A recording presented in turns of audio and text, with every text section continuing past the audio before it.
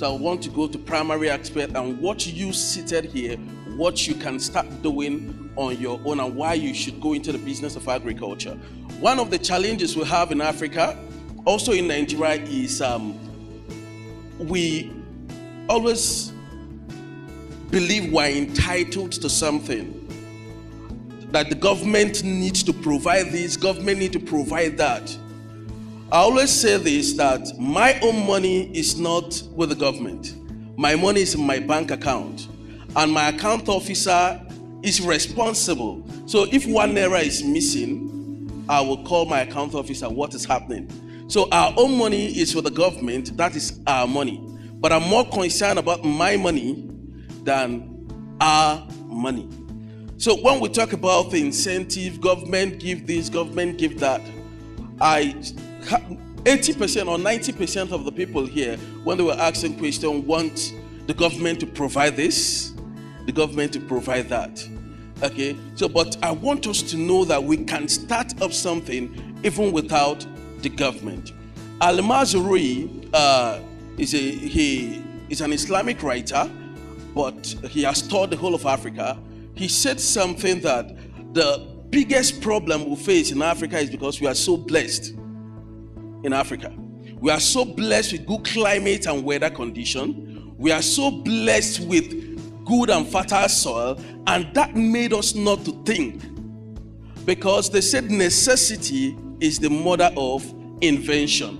Al-Mazrui said something that another problem we have in Africa is that we produce what we don't consume and we consume what we don't produce.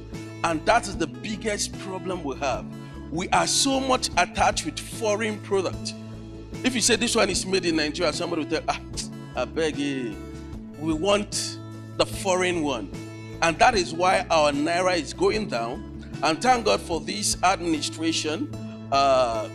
Sometimes we give them some kudos for some of the policies, they are bringing forth. What we just need majorly is implementation.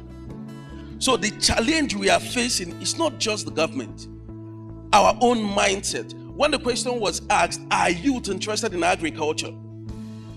Sometimes, if I was to answer, I'll tell you no. And you don't need to blame the youth for that. You blame our parents for that also. What they taught us when we were growing up. The thing is, go to school, come out, get good grade, and get a good job.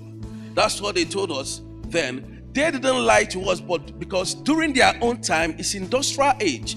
You go to school, you come out, you get a good job. But now, you go to school, you come out, there's no even job for you. So what we need to do now is go to school, come out, and create the good job. And when you are in school, you should be learning how to start up something. And there's no business I can tell you to start up like the business of agriculture. The Eko Bridge, Niger Bridge, Kacha Bridge was built with agric money. Those days, we don't have oil. What we do is groundnuts, cocoa, and what? Palm oil, major resources. Okay, and at that time, Naira was above what? The dollar. Why that happened is just the principle of balance of payment and balance of trade.